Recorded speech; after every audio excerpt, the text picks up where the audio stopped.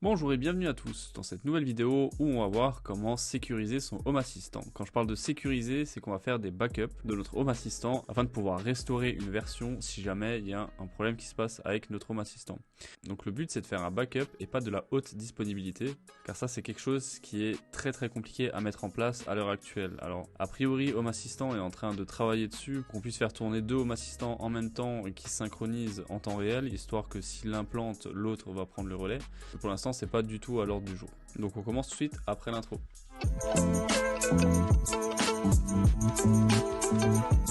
Ok, donc là ici on a notre Home Assistant. Donc ce qu'il faut en premier lieu c'est télécharger un module complémentaire. Et pour ça on va aller dans Paramètres, Module complémentaire. Ensuite on clique sur Boutique des modules complémentaires. Ensuite on va pas pouvoir télécharger tout de suite le module. Pourquoi? Parce qu'il faut rajouter un dépôt à notre Home Assistant. Donc pour ça on va sur les trois petits points en haut à droite. On va cliquer sur dépôt. Ici, on va coller notre dépôt. On va faire ajouter. Voilà, notre dépôt est ajouté. Donc bien sûr, le lien est dans la description. Vous avez juste à le prendre. Et ensuite, vous faites fermer. Vous rechargez votre page. Une fois que c'est rechargé, vous allez pouvoir trouver ici Tom's Home Assistant Add-on. Et ici, vous avez Samba Backup. Donc ici, ça va permettre de faire une sauvegarde en Samba. Donc sur un NAS, un Synology ou un NAS que vous avez fait vous-même. Moi, pour ma part, j'ai fabriqué mon propre NAS qui tourne sur Open Media Vault. Ensuite, il y en a énormément des solutions de NAS open source. Je vous laisse vraiment faire le choix. Dites-moi dans les commentaires si vous voulez que je vous montre une vidéo pour installer un NAS fait maison. Ensuite, là, on clique sur installer. Une fois que c'est installé, il va falloir aller dans la configuration. Donc dans host, on va mettre l'adresse IP qui correspond à notre NAS. Donc ici pour nous, c'est 192.168.2.6. Le share, donc c'est le premier dossier qu'il va falloir indiquer. Ici pour moi, c'est perso. Et dans trajet de directory, ici on va mettre les répertoires qu'il va falloir parcourir. Donc pour les répertoires, ici moi je suis dans mon dossier donc perso. On va aller dans le répertoire backup. Et ici on va aller dans HAProd. Donc ça va être comme ça, perso, backup, HAProd. Ici on va mettre backup et HAProd. Username, donc je vais mettre mon utilisateur qui a bien sûr un droit d'accès sur ce dossier là. Et on va mettre le mot de passe. Ici il demande combien de snapshots, combien de sauvegardes on va vouloir garder en local sur notre Home Assistant. Moi je vais mettre 3. Et combien vous en gardez du coup sur votre dossier partagé. Moi je vais en mettre 10 de côté, histoire de pouvoir remonter à 10 sauvegardes en arrière.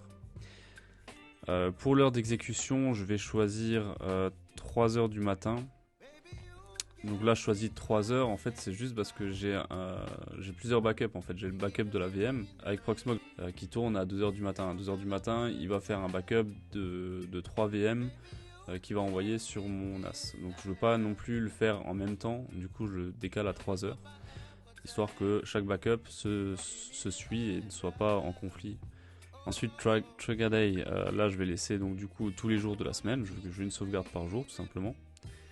Et ici on peut exclure des add-ons si on veut, ou exclure des fichiers, d'accord? Donc ça c'est pas obligatoire.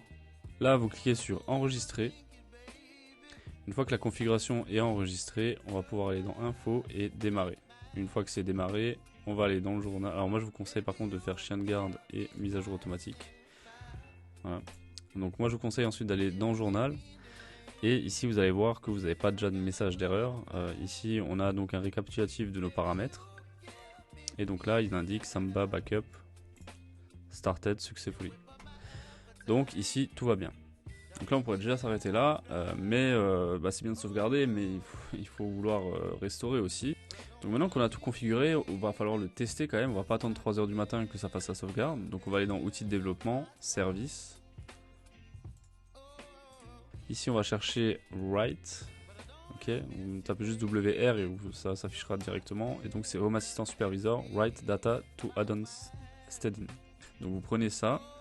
En module complémentaire, vous allez rechercher de nouveau le Samba Backup. Et avant d'appeler le service, il va falloir juste passer en mode YAML. Et on va juste rajouter une ligne en dessous de add-on, au niveau de add-on. On va mettre input trigger. Avec un espace devant, de préférence. Donc TRI2GER. Et là, on fait appeler service. Une fois que ça c'est fait, on va ouvrir un autre onglet. Ce sera plus simple pour naviguer. On va retourner dans notre module complémentaire. Samba Backup. On va aller voir dans le journal ce qui se passe. Ici, on voit qu'on a une nouvelle ligne, donc Backup Running et Creating Backup. Donc là, c'est en train de créer le backup. On va actualiser quelques fois jusqu'à ce que ça passe sur Backup Finished. Donc on va aller voir dans notre dossier. Effectivement, on a notre Samba Backup. Donc voilà, on a bien notre backup. Donc là, notre sauvegarde va fonctionner. Tous les 3 heures du matin, il va me faire la sauvegarde. Donc bien sûr, la première sauvegarde, vérifie qu'elle s'effectue correctement.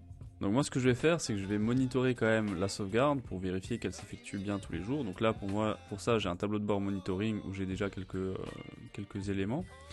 Ici, je vais faire modifier tableau de bord, ajouter une carte et on va rechercher l'entité backup. Voilà, Samba Backup. Ok, donc on va l'ajouter à notre tableau de bord et on va le laisser comme ça, ajouter. Ok, donc ici, qu'est-ce qu'on va avoir comme info? On va cliquer dessus et là on a les infos. Donc là, c'était en attente. Ici, ça a fait le backup. Ici, donc on a le backup qui est en succès. Et ici, on est de nouveau en attente. Ensuite, ici, on a quelques infos. Donc, backup local 3. Je ne sais pas pourquoi ils m'en mettent 3, j'en ai qu'un. Il m'a fait 3 backups en local. Il m'en a mis un en remote, donc sur mon NAS. Et donc, total backup succeeded. Et là, on a total backup failed. Donc là, par exemple, on pourrait mettre une automatisation qui nous notifie quand le backup a échoué. Donc ça, je vais le faire tout de suite. Parce que c'est quelque chose de très important, c'est bien de faire des backups, mais il faut vraiment le surveiller à 100% et être alerté quand il y a des problèmes.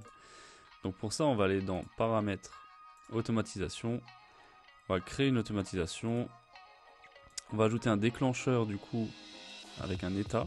Donc on va choisir notre entité Backup, Samba Backup, et c'est quand il passe, donc on avait dit, on va retourner ici, dans notre monitoring, donc il passe de running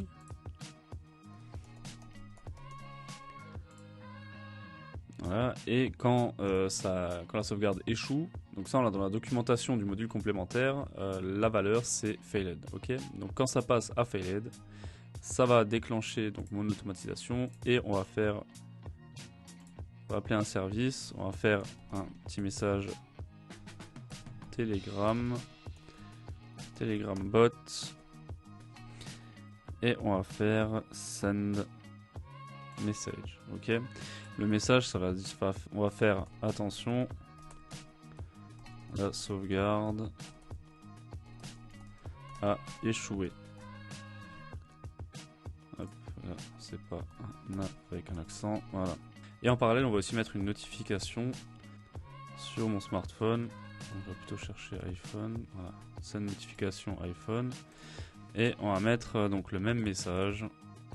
Attention, la sauvegarde a échoué. Voilà, on enregistre ceci. Donc là c'est notif backup failed. Ok, on enregistre. Ici on va l'exécuter pour le tester. Donc là je viens de recevoir les messages. Donc j'ai bien ma notification Home Assistant, la sauvegarde a échoué. Et j'ai aussi mon bot Telegram qui me dit attention, la sauvegarde a échoué. Donc là c'est bien, on a notre sauvegarde et en même temps on va monitorer si la sauvegarde se fait bien ou pas. Si elle se fait pas bien, on sera alerté par une notification. Donc maintenant il va falloir restaurer aussi. Donc pour ça je vais aller sur mon Home Assistant de dev, enfin de test, parce que je ne fais pas encore de développement dessus. Donc on va sur ce Home Assistant donc, qui est complètement vide, hein, il n'y a quasiment rien. Quand vous regardez ici appareil service, on n'a pas grand chose. D'ailleurs il me détecte des choses que je peux rajouter. Donc pour restaurer c'est assez simple, on va dans système, sauvegarde. Et ici on va avoir donc des sauvegardes. Ici en toute logique si vous avez une installation neuve, donc on supprime ça. Si vous avez une installation neuve vous avez ça. Ici vous pouvez aller sur les 3 petits points et téléverser une sauvegarde. Donc là on se retrouve dans le dossier perso, on va voir dans le backup, on va prendre achat prod et on va importer notre backup. Une fois que c'est importé, ici il demande qu'est-ce qu'il faut restaurer. Donc sauvegarde complète ou sauvegarde partielle. Ici on va choisir sauvegarde complète parce qu'on est carrément sur un autre Home Assistant. C'est comme si on avait fait une nouvelle installation d'un nouvel Home Assistant. Et on va faire restore. Donc là il est en train de vous demander est-ce que vous êtes sûr que vous voulez effacer tout votre système et restaurer ce backup. Alors attention avant de faire ça, quand vous cliquez sur restore, ça va supprimer tout votre Home Assistant. Donc soyez sûr de votre sauvegarde, ne le faites surtout pas sur un truc de production. Si jamais il y a une sauvegarde qui s'est mal formée, qui s'est mal faite, ça va vous planter tout votre Home Assistant. Donc surtout faites ça sur une seconde instance, ne faites pas ça sur votre prod. Dans tous les cas, quand vous avez quelque chose de production comme ça qu'il faut qu'il tourne tout le temps, il vous faut un deuxième système pour pouvoir tester les sauvegardes. Donc ici on clique sur Restore et on va attendre que la restauration se fasse. Donc bien sûr Home Assistant va redémarrer, ici connexion perdue, reconnexion en cours, on va attendre que ça se reconnecte afin de vérifier si la restauration a bien fonctionné. Et voilà, donc ici je me retrouve bien sur mon serveur de test en 245, donc mon serveur de prod c'est le 204 qu'on est là. Et donc j'ai remonté le backup sur mon environnement de test. Donc là j'ai plein de problèmes, plein de devices inconnus parce que forcément tout ce qui est Zigbee etc c'est pas connecté. Donc ma clé Zigbee est connectée à mon assistant de prod et pas celui de test. Donc là il va falloir aussi remapper les clés USB etc afin que votre Home Assistant soit nouveau fonctionnel. Mais au moins vous n'avez pas tout perdu, c'est juste un peu de configuration qu'il faut faire afin que votre Home Assistant refonctionne nouveau à 100%. Donc ici par exemple ce qui est en Wi-Fi, là c'est du WLED, ici ça fonctionne correctement. Donc voilà, on a vu comment sauvegarder, comment se mettre une notification en cas d'échec de sauvegarde et comment restaurer son Home Assistant. J'espère que cette vidéo vous a été utile et surtout je vous conseille vraiment de la suivre et de faire des backups le plus possible parce que le jour où vous faites une mauvaise configuration ou qu'il y a quelque chose qui plante, toute votre domotique sera à refaire. Donc faites des sauvegardes et si vous n'avez pas de NAS, essayez de le faire sur un PC que vous laissez allumer et faites au moins une sauvegarde une fois toutes les semaines au minimum. Même s'il faut que vous la téléchargez à la main pour l'instant, mais je vous conseille vraiment de faire des sauvegardes, c'est vraiment très important. Et si vous voulez voir d'autres vidéos de Home Assistant, je vous mets là tout de suite à l'écran une playlist avec toutes les vidéos sur Home Assistant.